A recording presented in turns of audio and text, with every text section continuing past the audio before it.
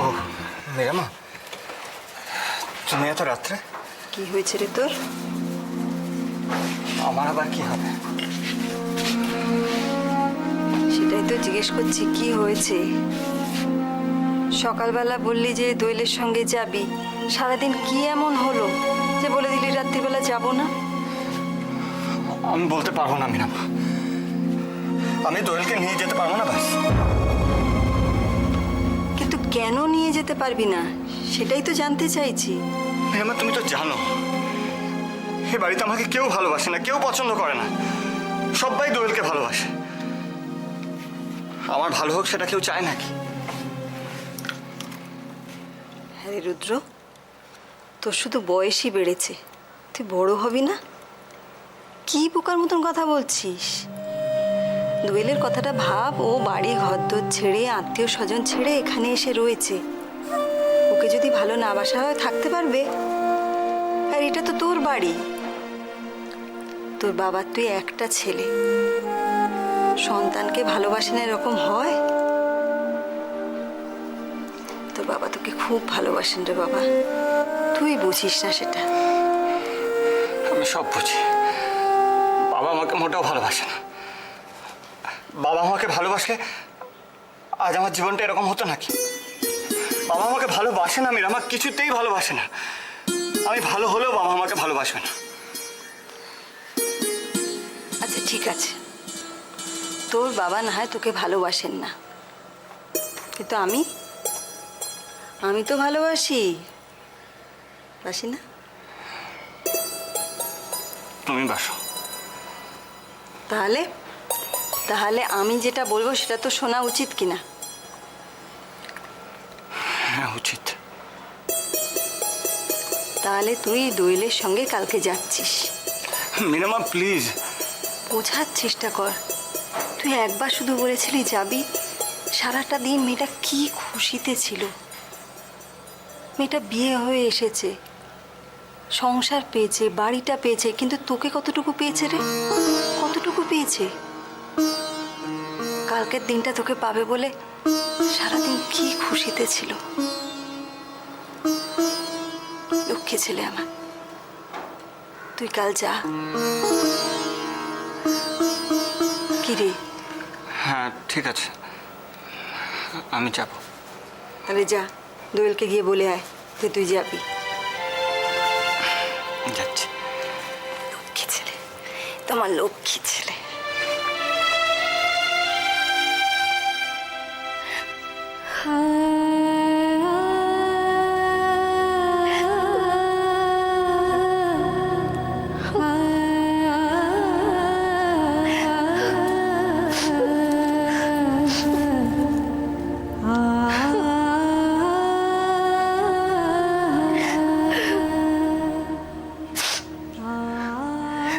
আমি একা একাই চলে যাব, কোনো অসুবিধা নেই।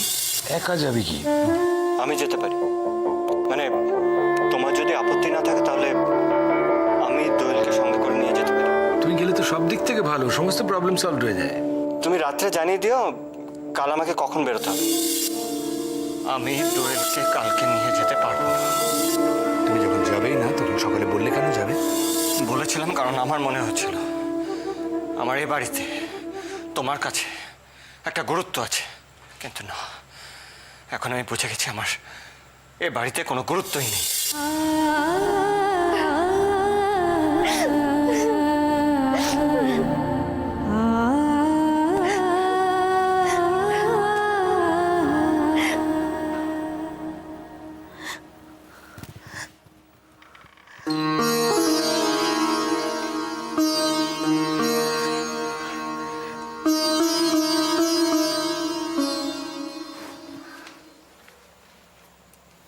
কি ব্যাপার কি?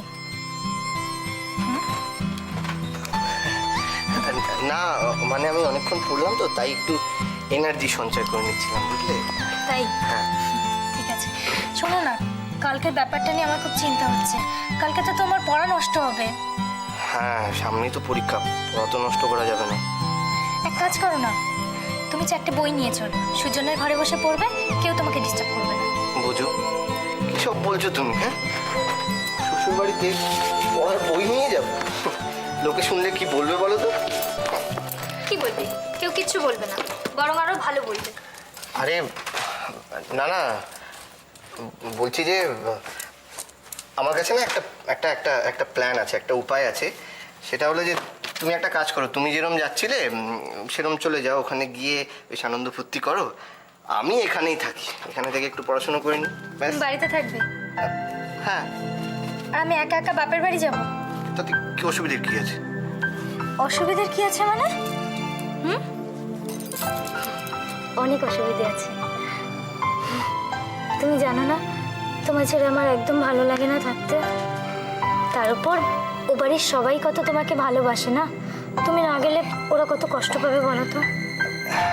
হ্যাঁ আমি জানি, আমি জানি ওরা আমাকে কতটা ভালোবাসে, কিন্তু তাতে আমি কি করব বলো?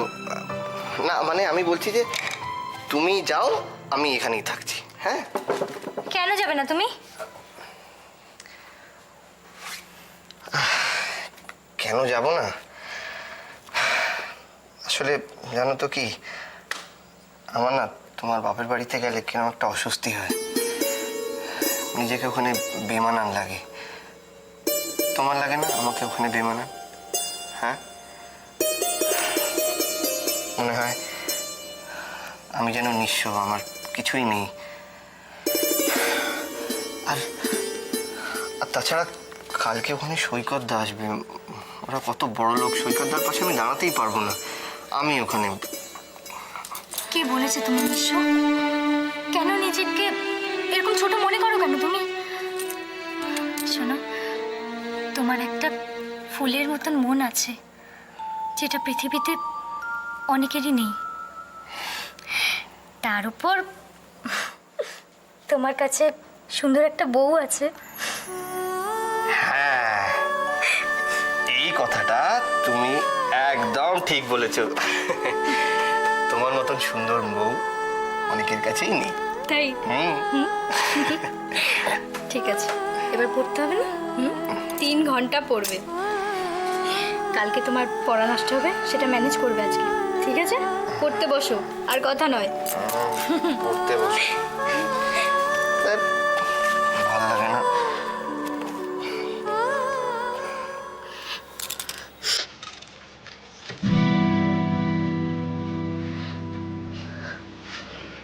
তুমি কাঁদছো? আমার চোখের জলে তোমার কি এসে যায়? কি সেটা জানি না,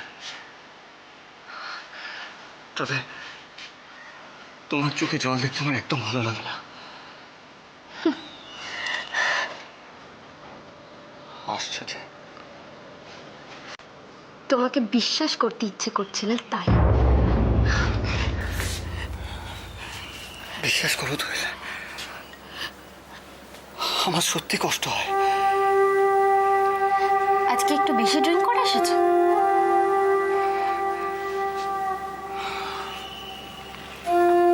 হয়তো,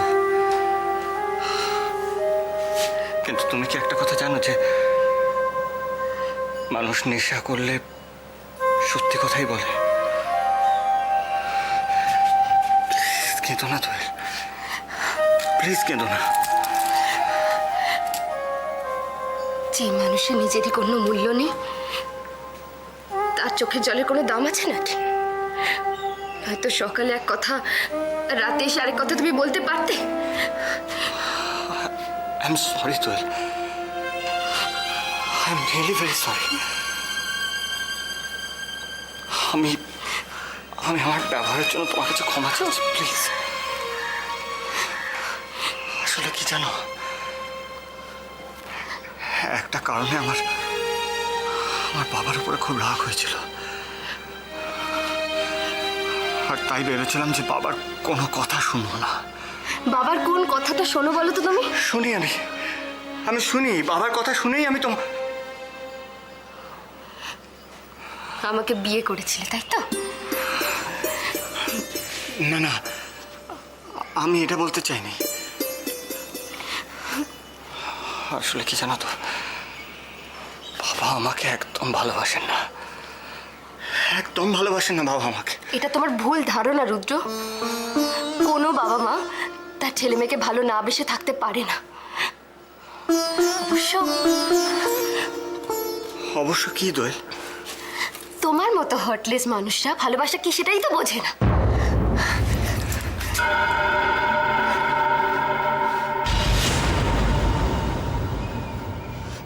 তরমুজ খেয়ে খেয়ে না মুখটা একেবারে মেরে গেল রে।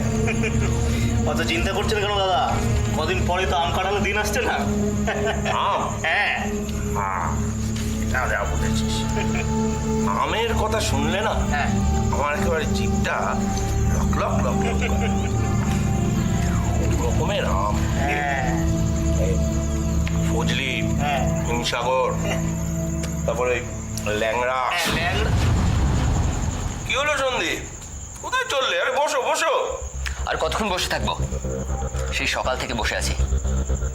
ডেকে পাঠিয়েছেন ফোন করে, কাজটা কি কখন বলবেন? এই দেখো, এত অধৈর্য হলে চলে ভাইটি? বসো বসো, এক মিনিট। এই পচা পচা। হ্যাঁ দাদা। পাইটা দে। রেডি হয়ে যায়? হ্যাঁ দাদা, একদম রেডি। দিয়ে দে। ধর। এই হলো তোমার আগামী দিনের কাজ। না, যার জন্য এতক্ষণ তোমাকে বসিয়ে রাখা, বুঝেছো? কিসের ফাইল এটা?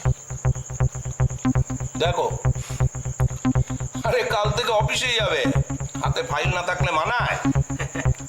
অফিসে যাওয়া মানে? কোন অফিসের কথা বলছেন আপনি? দিবাকর দেবরায়ের অফিস। কাল থেকে তো তুমি ওখানে আবার চাকরি করবে। নতুন করে দিবাকর দেবরায়ের আবার প্রিয় পাত্র হয়ে উঠবে। তারপরে একদিন সুযোগ বুঝে দিবাকরের ওই চেম্বারের মধ্যে একটা ছোট্ট আলমারি আছে, তার মধ্যে একটা সবুজ ফাইল আছে। ওই ফাইলটা বের করে নেবে আর এটা ওখানে রেখে দেবে, ব্যাস। আপনি কি বলছেনটা কি? এ কাজ আমি পারবো না, কোনোদিন পারবো না। পারবে না? পারবে না? পারতে তো তোমায় হবেই সন্দীপ। আর যদি না পারো তাহলে আমি কি করব তা তো সেদিন আমি তোমাকে বুঝিয়েই দিয়েছি। খোঁজেন আপনি আমাকে ব্ল্যাকমেল।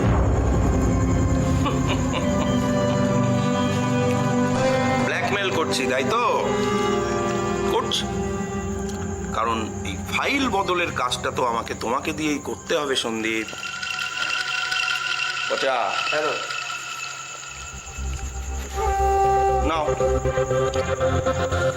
ধরো। কোথায় চললে? আজ রাত্রিটা তো তোমাকে এখানেই থাকতে হবে সন্দীপ। বিরিয়ানি আনিয়েছি, বুঝেছ? যাও, খেয়ে দিয়ে নিশ্চিন্তে ঘুমিয়ে। পল্টু, তোদের সন্দীপ দাদাকে বিছানা করে দিবি। আচ্ছা। বজা। হ্যাঁ দাদা। ভালো করে মশারি টাঙিয়ে দিবি। একটা মশাও যেন সন্দীপকে কামড়াতে না পারে। নিশ্চিন্ত থাকুন দাদা, সব ঠিক হয়ে যাবে। যা। চল চল। বুঝি তো, আমিও ভালোবাসার মর্ম বুঝি। তাই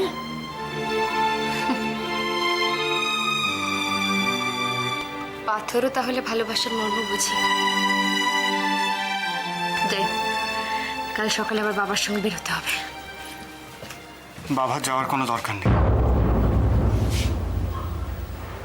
কেন? কারণ কাল আমি তোমাকে প্রজেক্ট মিটিংয়ে নিয়ে যাব।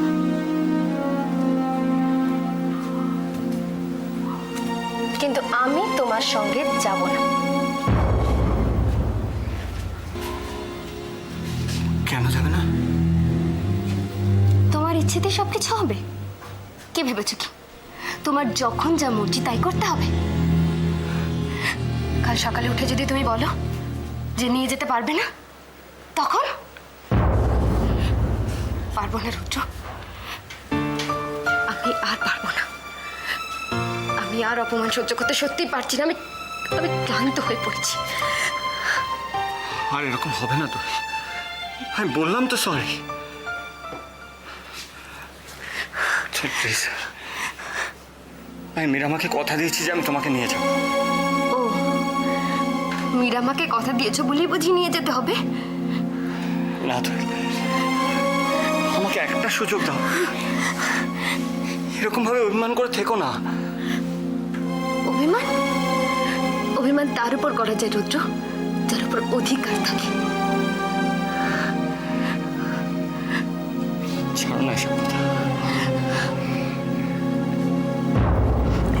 তোমার অভিমানের চেয়ে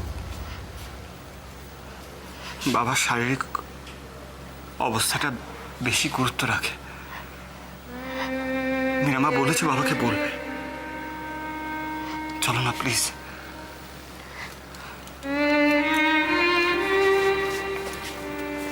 আমি জানি তুমি আমাকে না করতে পারবে না।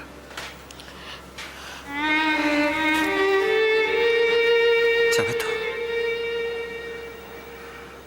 প্লিজ?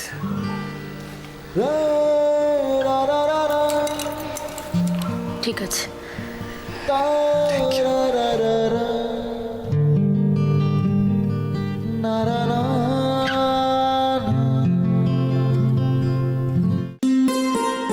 প্রদীপ, আরে কি আনতে হবে বাজার থেকে? ফর্দটা দাও, বাজার করে ফিরে আসতে হবে তো তাড়াতাড়ি। হ্যাঁ, ফর্দটা তো আমি সুজনের হাতে দিয়ে দিয়েছি।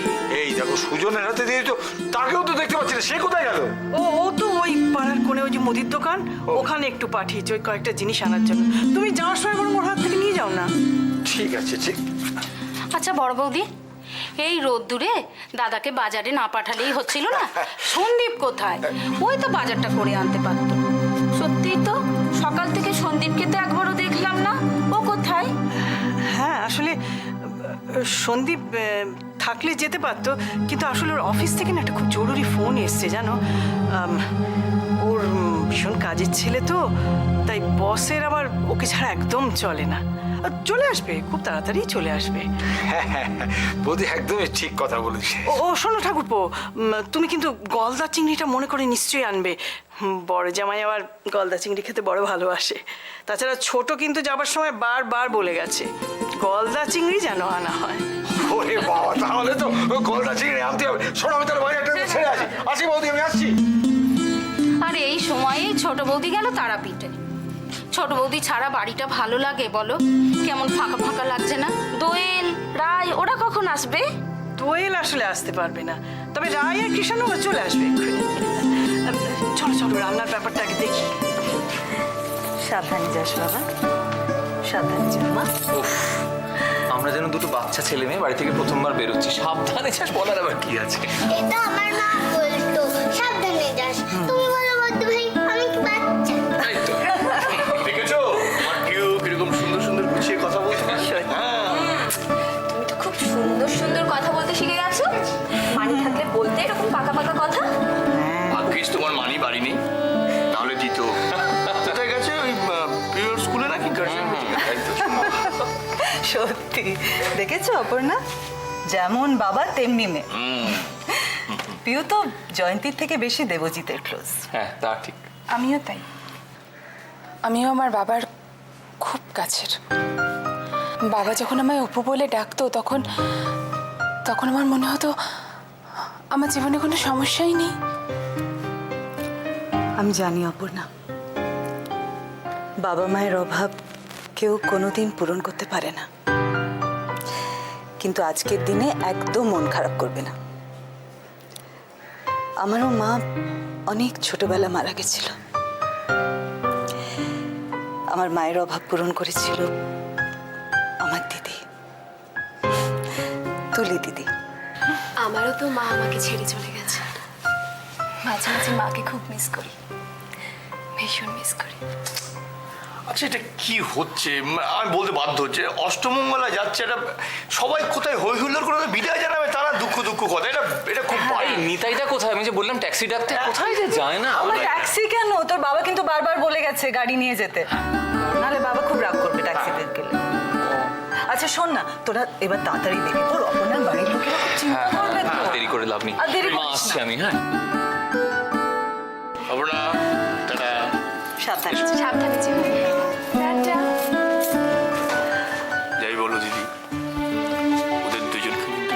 গেছে